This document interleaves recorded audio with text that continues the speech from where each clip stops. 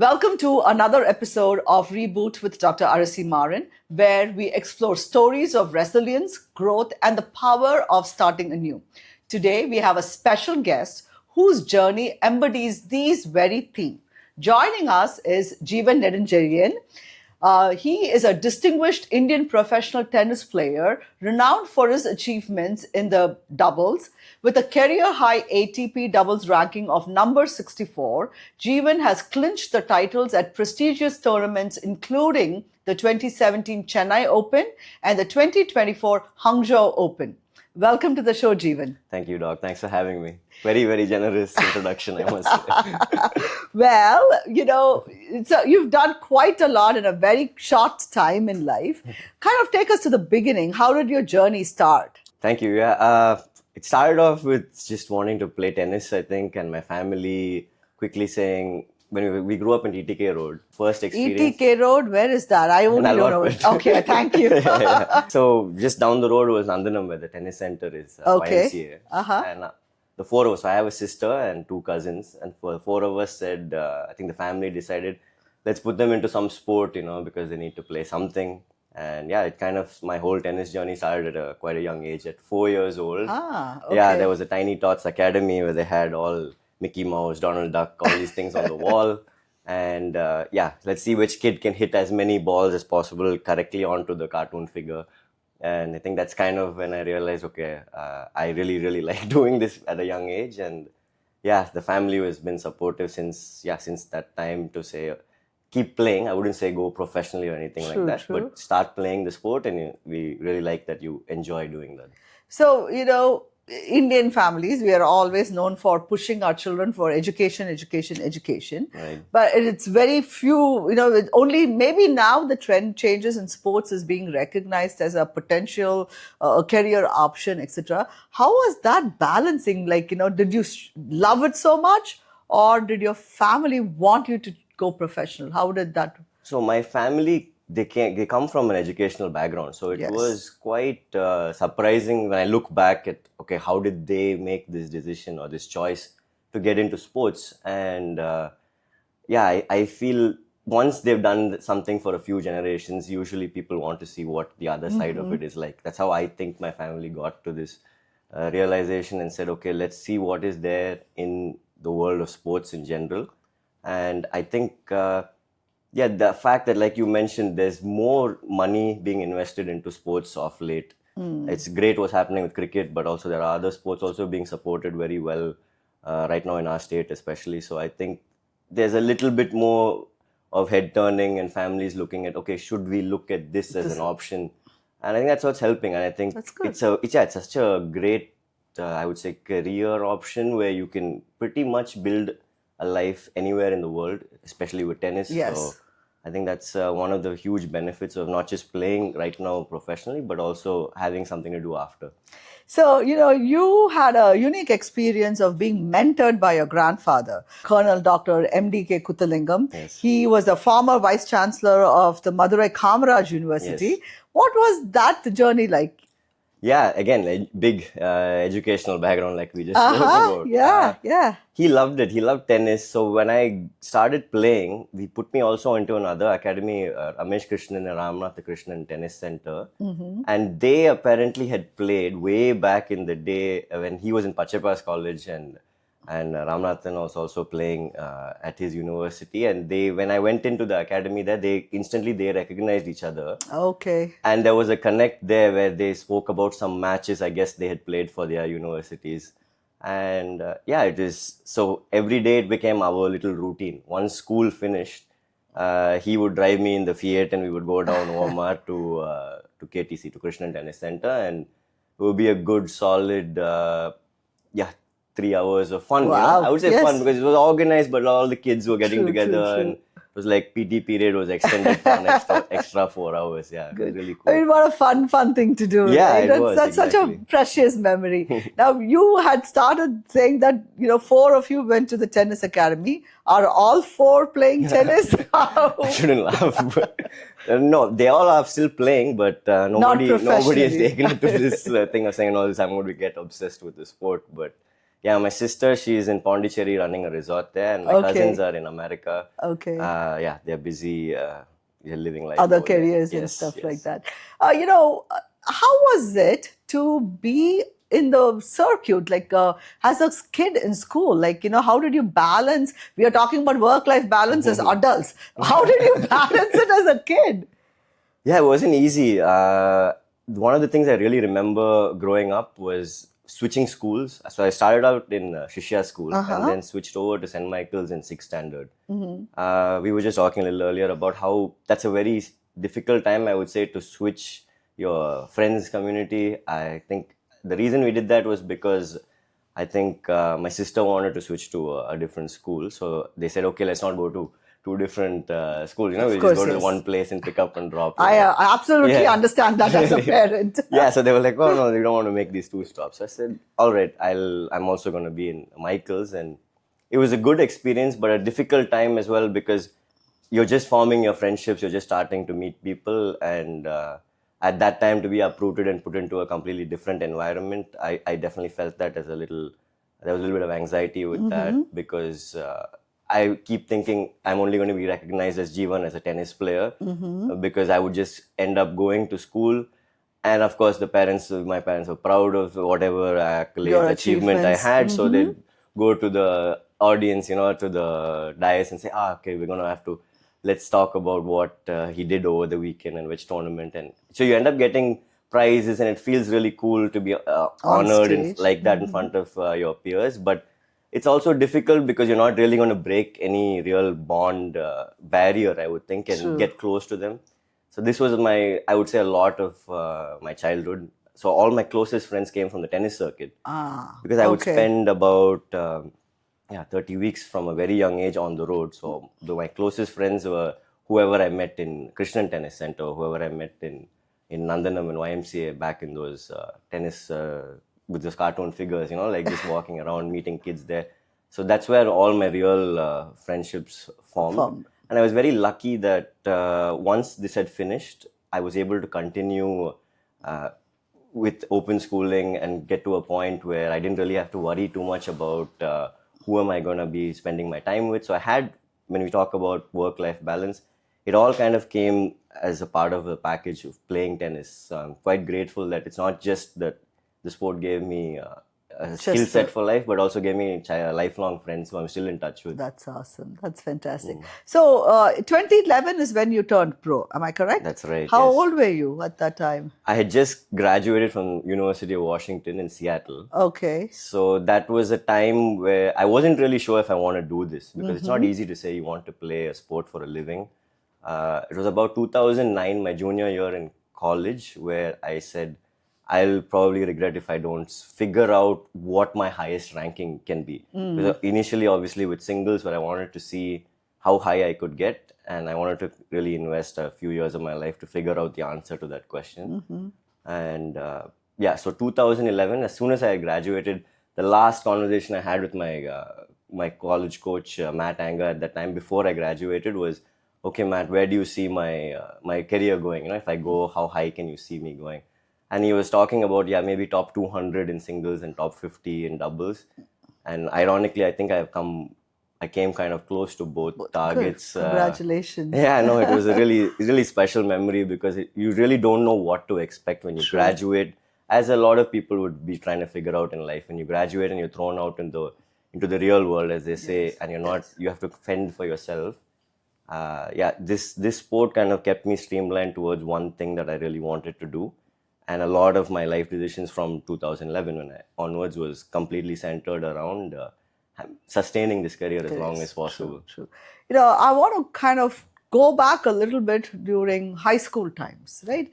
I mean, high school, teenagers, your brain is not fully developed. Even though you guys had all cell phones and that, how were you able to keep yourself disciplined through all the distractions that's available around you? That's a good question. As you were asking that question, I was just thinking about the first time I actually traveled abroad. I went to a tournament in Algeria and Tunisia. So this was, I would say, maybe around 6th or 7th standard, so middle school almost. And At that time, my mom traveled with me. She said, "Okay, it's a junior event, so I want to come with you and make sure that you're not, like you said, getting distracted and make sure that things are okay." And even at those events, so this was an event which was an international tennis tournament for 18 and under kids. And at that time, I was around 13, 14, my first real trip, crossing oceans and stuff for tennis. And at all these events, they keep one player's party. So the player's party is done in such a way where at that time, I don't know what to really expect. So I've made some friends along the circuit when you're traveling for these tournaments, and everyone's very excited for this players' party. I think the highest or the most excitement that there is, it was an open bar. And people could get access to alcohol and things. And I remember that one of my friends from Slovakia, he's around 17, a little bit older than me. When the players' party had finished, I had mentioned something about I got practice in the morning the next day. I was really actually excited to practice with some other player who was ranked much higher than me. So I told him I'm not really interested in staying long. It didn't really give me any kick or any kind of high to like waste time. Honestly, even at that age, it was more all my dopamine high was coming from tennis. just tennis. So he met my mom the next day at the breakfast and said, "Oh, your son, he's so different. He doesn't even want to like go out." And I was like, it didn't sound that difficult of a decision at the time, but I think it's again just purely from the passion for the sport. Good, yeah, absolutely. Good. I mean, do you remember a moment while growing up where it clicked in you, where you felt that dopamine hit, that connection? This is I would do anything for this game. Did it actually happen like that? Maybe I was too young when I was, like you mentioned, in my teens to retrospect or introspect and figure out that. But when you ask that, I'm thinking about a moment when I was in college where it was my senior year in college and my granddad had actually just passed. And I had a moment there where I had played a match for my university in Seattle. Actually, we were playing against Cal Berkeley, was rivals from many years. And it was a very difficult moment for me there because I obviously wanted to come home because my granddad had just passed. But I also know that was a very, very important period for the university with my tennis. So my coach was very, very supportive. He always mentioned, "Go home. This is not life. Go home, do what you need to do." But I think at that moment when I really thought about what my granddad would want, which was to finish what I started, play this match. I actually played one of my best matches of my entire 4 years there. And I looked at my coach when it finished and I had ended up winning a very close match for the university. He looked at me dead in the eyes and said, "Your granddad would be very proud of you for now." And I think that kind of high, you very rarely find that in any walk of life. So that would be a moment afterwards where I said, I'm going to continue searching for this kind of feeling with this sport. Yes. And that's probably where the whole journey started in 2011. And you just demonstrated extreme grit at that moment. Seriously, unbelievable, amazing. Now, let's flip the narrative. Was there a time you wanted to throw it all, give it up, walk away, never look back? It's going to be there. It's part of life where you want to give up. You don't want to really continue through. I think a lot of the struggles were to do with, it's such a, binary outcome-oriented sport. You always know how good you are. So when you reach a certain hurdle or a certain obstacle, ranking-wise, it's very difficult to come to terms and say, "Hey, look, I'm not able to get past 64 in the world, or this is where I am." And these type of things are not easy to handle at a younger age, where you have to have a certain level of understanding that there's a reason why you have gotten to where you are, and also there's a lot of work you can do to maximize the longevity of your career. And these decisions of deciding what needs to be done to have a career, those are not easy, especially when we talk about what kind of food we eat, what time we go to bed, how we sleep, the quality of our sleep, mental peace of mind while we are recovering. These are all angles that I think at a younger age is very difficult to really understand. But when I'm looking back now, I feel like a lot of decisions that I took in my 20s is the reason why I feel I'm still very, very hungry to continue playing and to continue to have a career and, sustain. That's interesting. Kind of you segued into my next topic.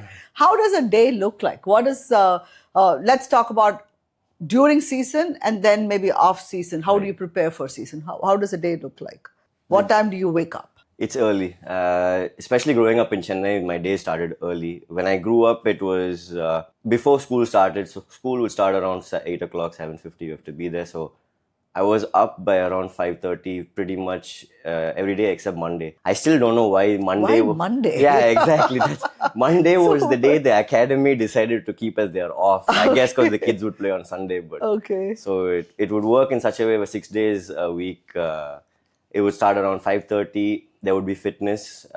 My first real passion with any sports was actually athletics. I loved the idea of running and explosive running and how to run properly, how to jump. Long jump was my first real. Like track events. Yes, because the fitness instructor, Riaz Mohammed, he used to come to YMCA.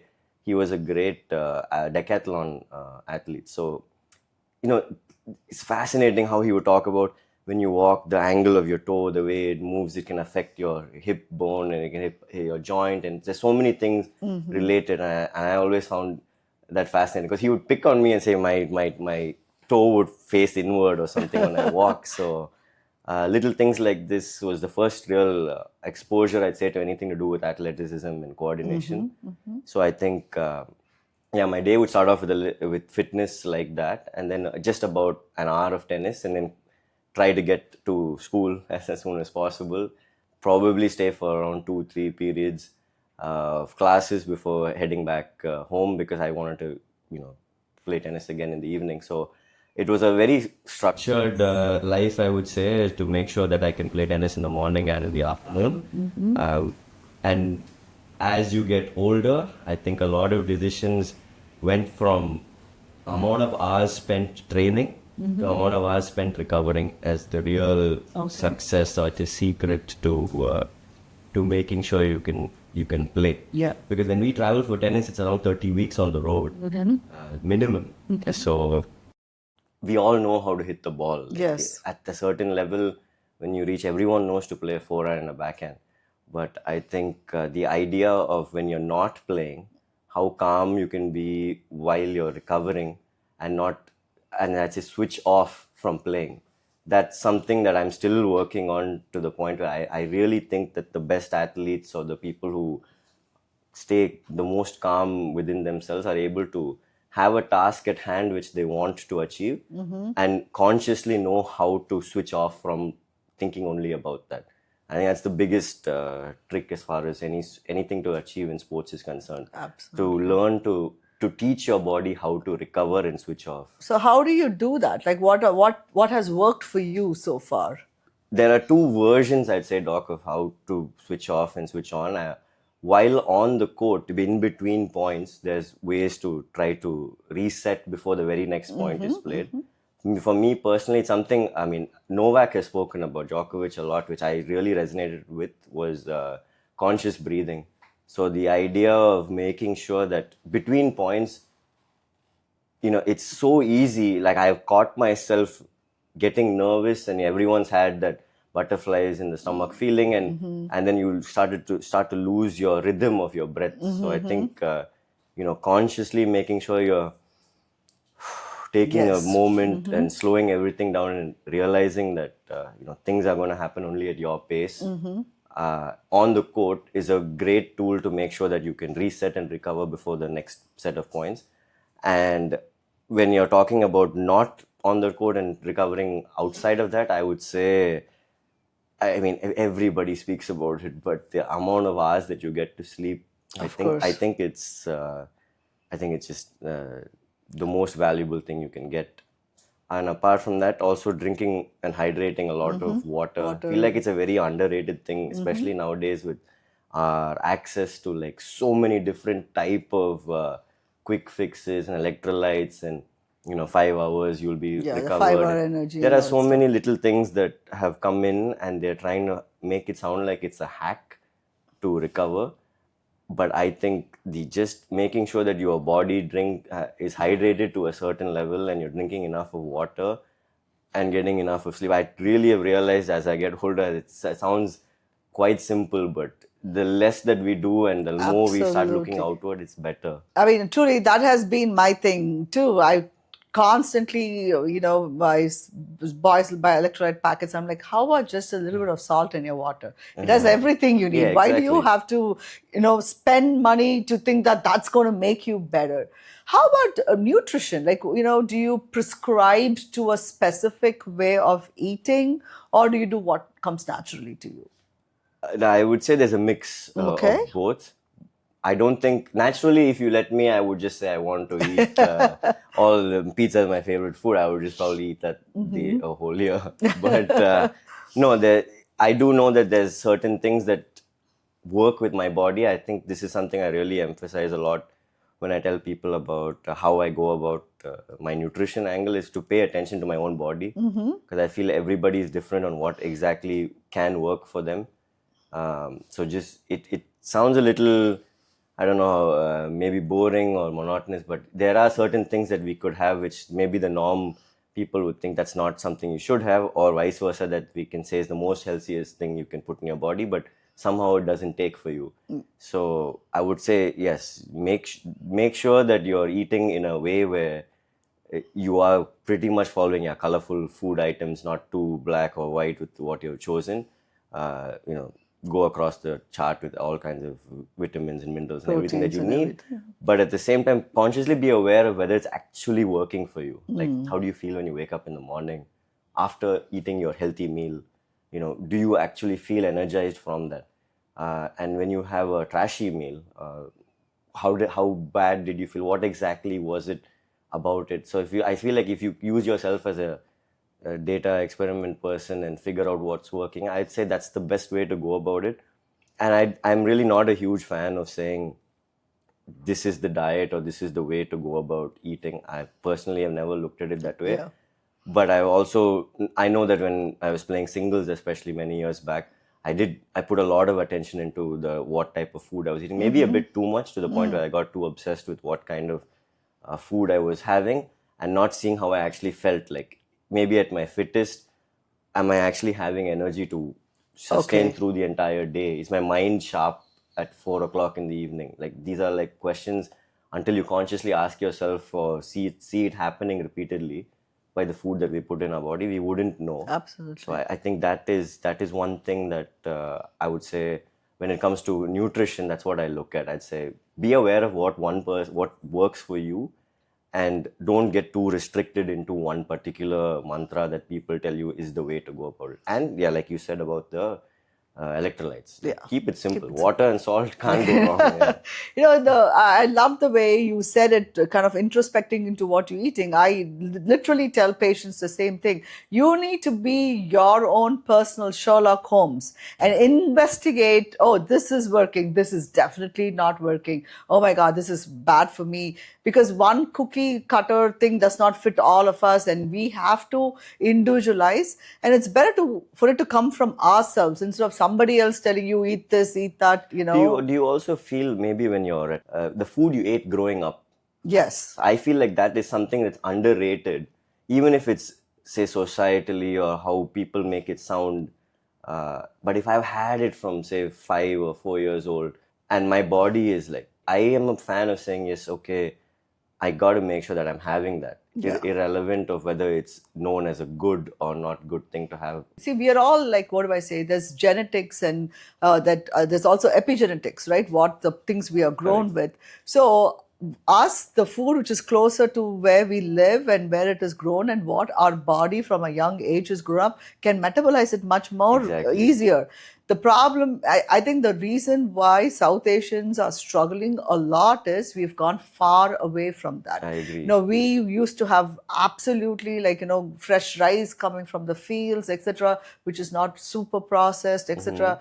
But now we've gone from that into all the Western fast food we chains, have to keep etc. aware of our genetics and what we came from and what we grew up having. Absolutely. And that's that what makes it a big is used difference. for us. So I'm going to ask, I mean, maybe it was not a funny boring question, but can you remember a time where you made a really crappy decision for food and struggled the next day in in the court, and you were like, I'm never doing this ever again? You know, it's funny that every time I think about the most crappy decisions for food and playing tennis, it's always been that I've not eaten enough. Okay. Because we end up having enough of, you're playing in South Asia, in Hangzhou, for example, and the temperature is through the roof. It's very important. I've always felt, I've tried to like stay healthy and say, I'll have the pasta, but I won't have the sauce. Okay. Or I'll have, it's the rice without any gravy or whatever. I'm not saying advertising have pasta and sauce all the time or only gravy. Absolutely. But when you know you're going to go and spend 3 hours on a tennis court in 35-degree weather and sweat it all out, inevitably I've reached a point where my battery is drained and I don't have enough in my system. So I would say when you're playing sport, I would say making sure that you're fully loaded up with carbs or loaded up with enough energy was the biggest mistake that I would have made looking back at myself when I was 20 and say, oh, I want to really maintain a six-pack or I want to maintain the way I look. And I'm not able to perform on the actual court because I don't have any energy in my body. The six-pack is completely useless. Yeah, at exactly. That time. Not on a tennis court. It doesn't make any difference. So, I'm sure throughout your career, you must have sustained injuries, right? Was it challenging? Was there a moment where you thought, I'm never coming back from this injury? I had a tear in my rectus abdominis, in my which is a muscle in your belly. In my stomach, and I'm a left-handed tennis player, so it's on my right-hand side near my obliques. So I had that when I was 18 years old, actually. Okay. And as I'm sure you're aware, so it only recovers with scar tissue. Yes. So it's never going to get to just to simplify it, I feel like your muscle's never going to come back to the way it is, but your brain is smart, body smart enough to find some kind of replacement. So a lot of exercises that I did were working counterproductively for me, where I always thought because of this tear, I need to strengthen everything around. And I always focused on having a very strong core. But there was the actual movement of doing a crunch was affecting my muscle. So I think that was my one chronic full career, let's say, injury that I've had to deal with.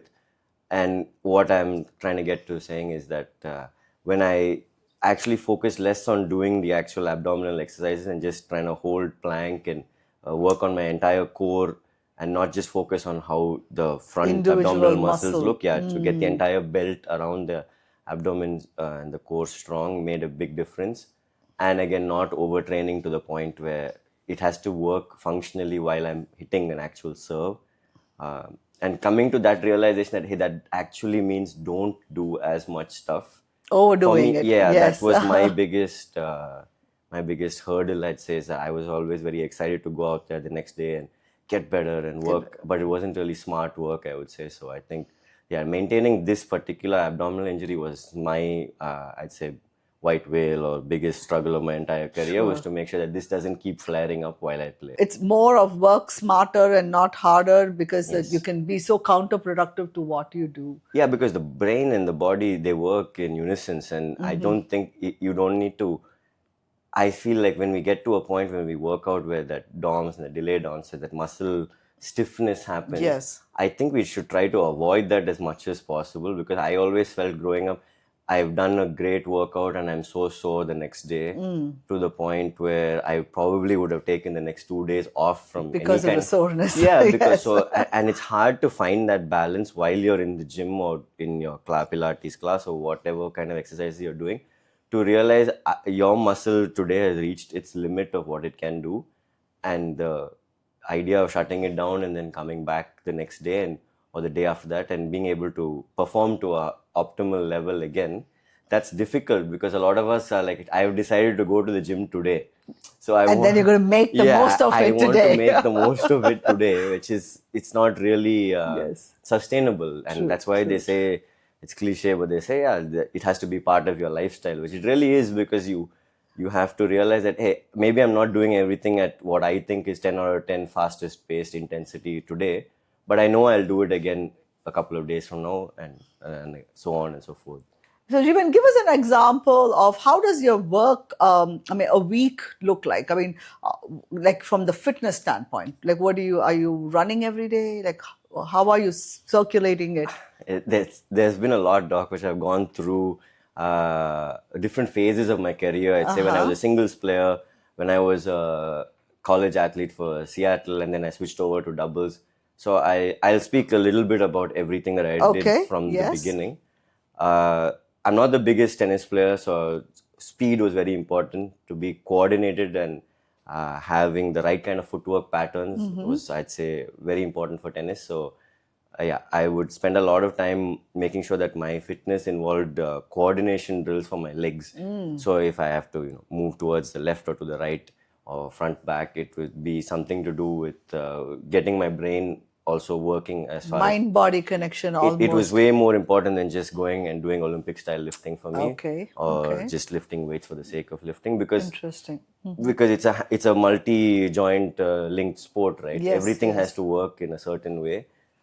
So a lot of my training when I was around 17, 18 was to do with coordination based drills, and when I moved over to college, it was so much of cardio, and a lot of like you said, running. And I was younger in my 20s, where it didn't really affect my joints, especially like they say, running. I'm a huge fan of it. I love running all the time, but it also does take a toll on, I'd say, the ankle joints, especially because as you keep running, you need to find the right surface. And again, everything we speak about is something that you should. Can I do this for the next 1 year, next 10 years?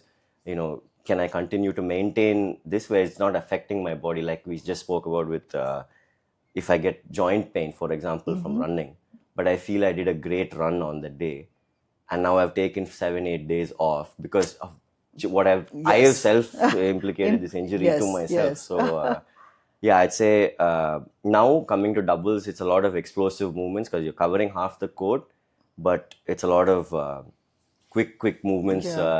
Very similar to, I'd say, how badminton players would train, where your reflexes are very important, and at the same time, your first step out of the blocks and your like I said, reflex and your first step are the most important things I'm working on. My cardio is not as important anymore. I feel like I built a good enough base when I'm in my singles careers to maintain that for doubles. But I'd say a lot of my training now is to do with explosive movements on the court, and I also now spend a lot more time on the actual tennis court, refining my tennis skills as much as possible.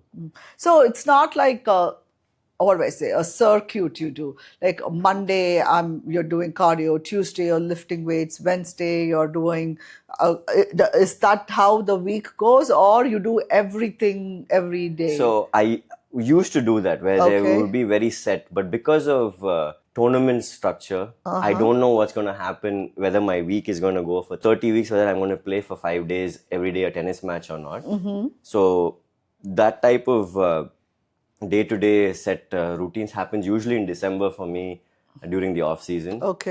But for people who are normally training in their everyday lifestyle too, I wouldn't say let's not get too hung up on Monday I'm doing this or Tuesday, because it really comes down to what we spoke on, listening to your body. If I did Monday running and I did it to a point where I can't walk on Wednesday, it's completely useless. Pointless. So how much of running did I do on Monday, where I know that, say, the next day, Tuesday, I'm going to get into the gym and do weights, and that running is not going to affect me the day after, and that gym session on Tuesday is not going to affect what I have to do on Thursday. So you again, consciously, you can have a certain outline, I would say, to how you want to approach training.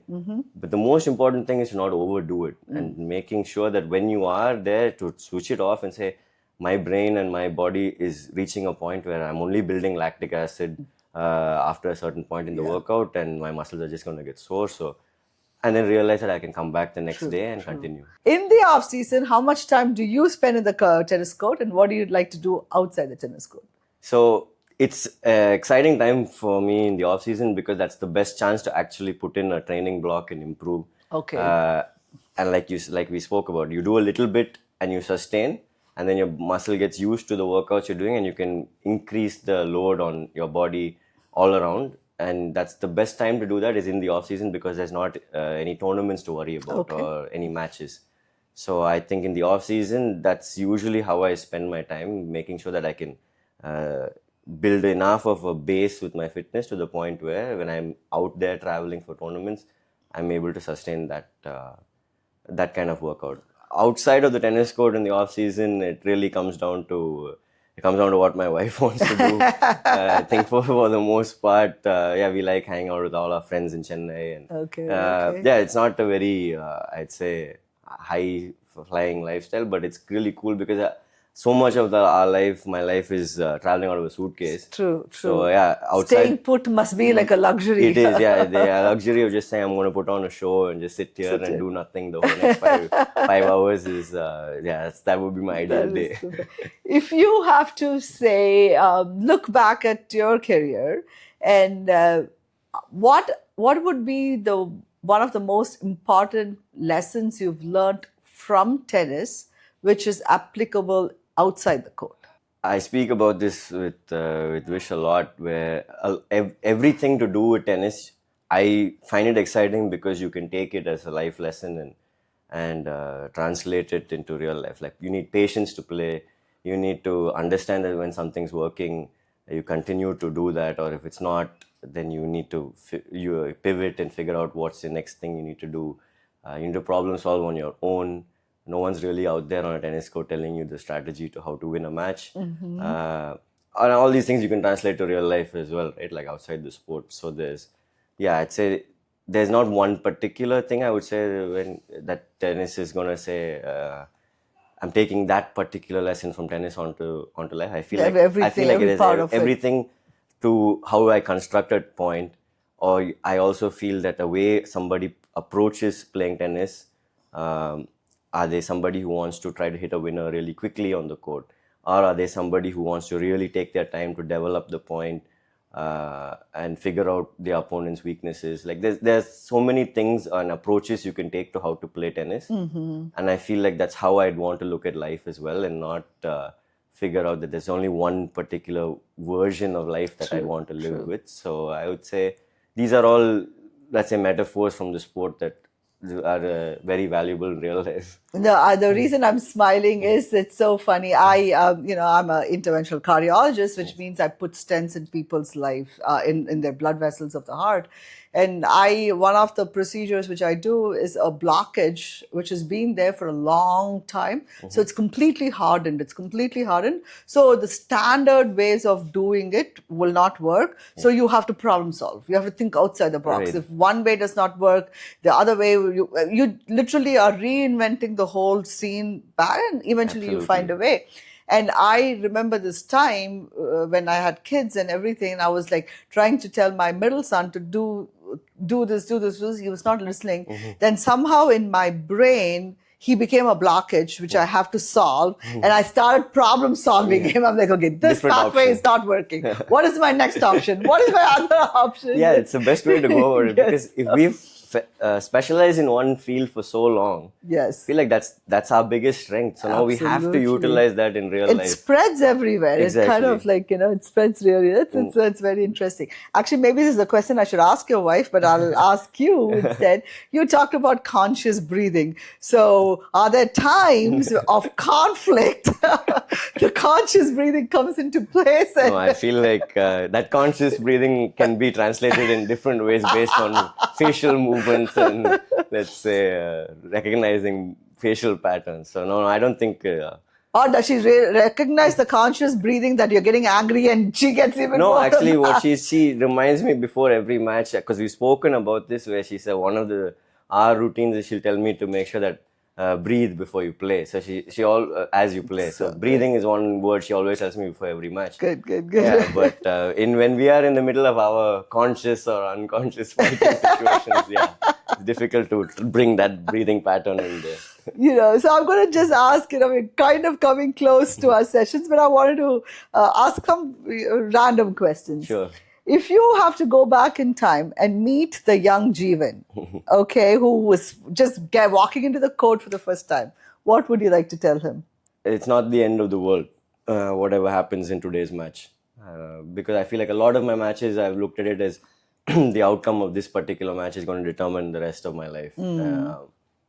And I've realized now when I look back 20 years later of playing professional matches, yeah, it's really not. You're still going to have the family that supports you. Whether you win or you lose, you're still going to have, privileged and lucky enough to say I can eat 3 meals a day and I can sleep comfortably in a bed.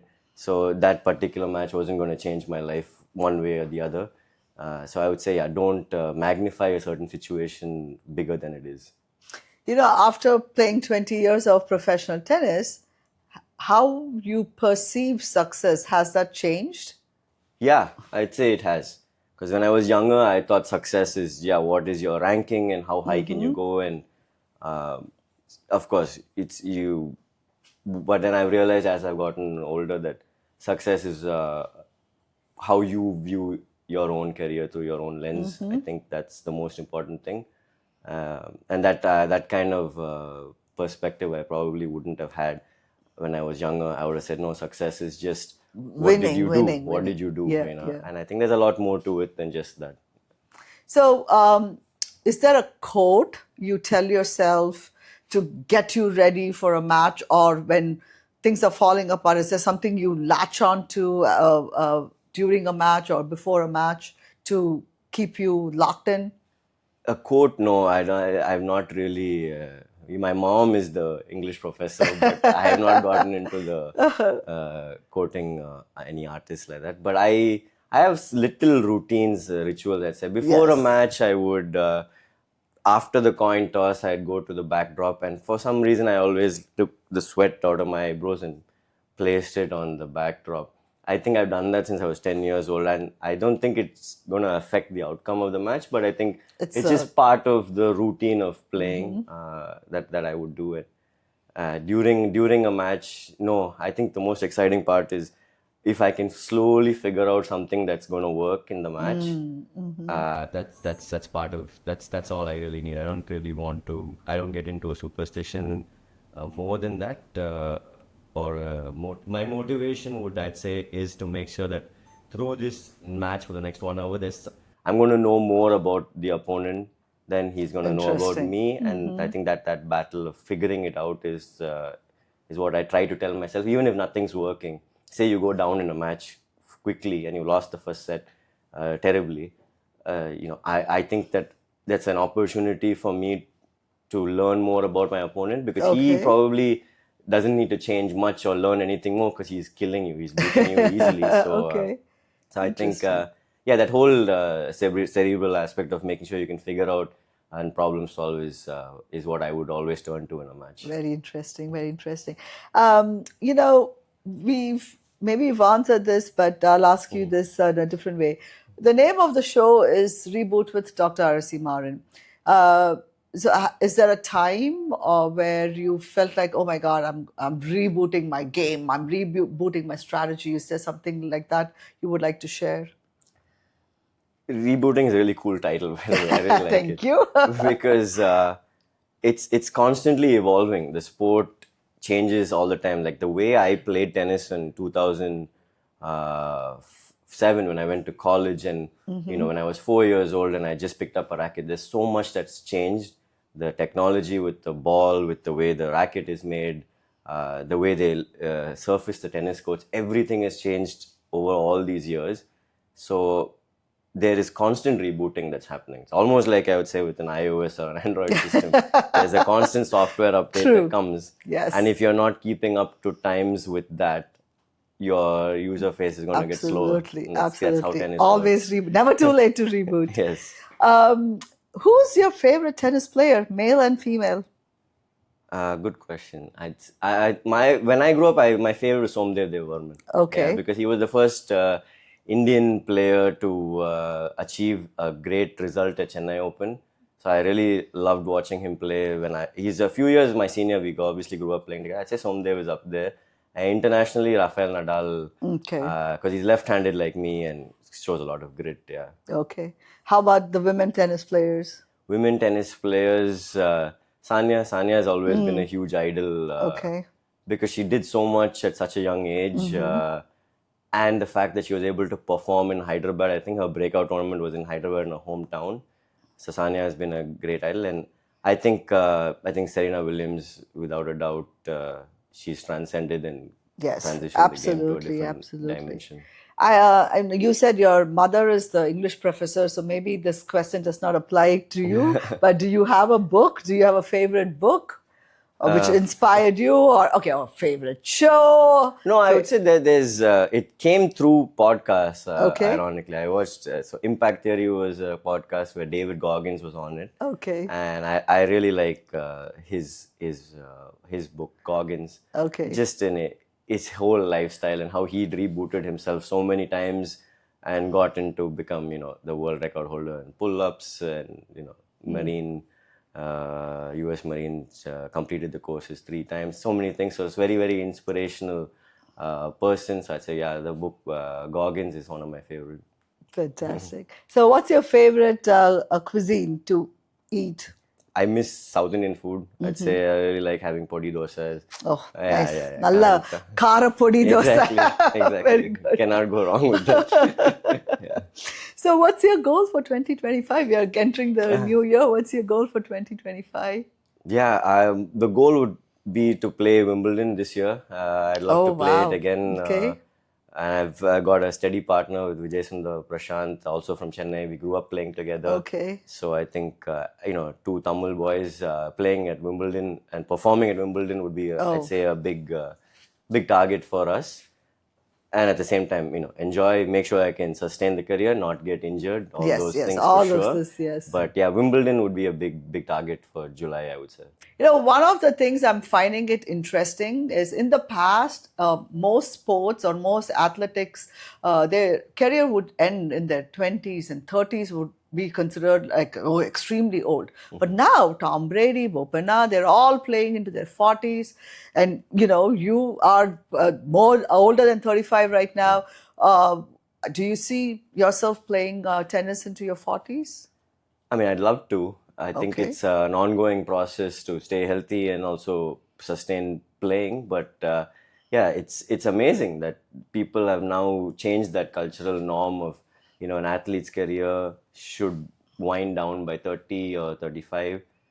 And we're seeing it more. We're seeing Brady's rebooted his career plenty of times. Yes. And Rohan at 43 wins Australian Open men's doubles for the first time and creates history. Yes. Yeah, it's very inspirational stuff to see this happening. And I think it just sets a standard of excellence that people strive for, because you don't feel old at 36, 37 because you've seen your peers performing at the highest level well into their 40s. So I think it's amazing that we get to see this in such a close experience in Rohan's career with doubles. And I think that's something that all of us can strive for. And that also, I should say, should make kids understand that there's no real pressure to pick and decide a life path when they're 19, 20, when you really feel that this is the most important decision you're going to take. Should I go to college to play tennis professionally, or should I pick up a job, or should I go professional? I think all of these things you can just, again, listen to your body and listen to your mind and realize that, 20 plus years later, and you're 40. And you're still not bored. Yeah, and you're still not bored, and you're able to still love and continue doing what you want, to pursue that passion. That's very inspirational stuff from all these athletes. I think, Jeevan, you honestly said so many things in this one statement. And I think it goes not only for the children, but also for the parents. Instead of pushing the children to pursue a job and money and, and they're all burnt out, right. Instead if they be supportive about pushing a passion, pushing something which makes them happy, right. Then, the career goes on forever, as long as your body allows you to do what you keep doing it. Exactly, because in 1920, it's like we spoke earlier, where you're not yet developed cerebrally to make life decisions to the point where you're going to sustain it for the next 30, 40 years. So, yeah, I think that is something that when we see athletes performing who have traditionally been known to have a very finite amount of time with their career, have it for so many years, it's really hopefully changes the way parents and people would start looking at athletics and sports as an option to have a career? I kind of feel like I know the answer to this question, but I'll ask you again. If you have to relive your life all over again, would you still choose tennis? Yes, I would definitely choose tennis. It's given way too much to me.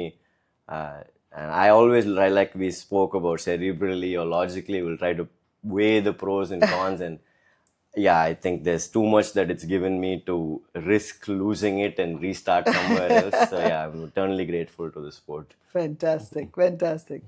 Well, with that, Jeevan, thank you so much. I mean, you've shared so many wonderful insights. Thank you. And I'm so amazed at your maturity and your discipline, your grit, your resilience.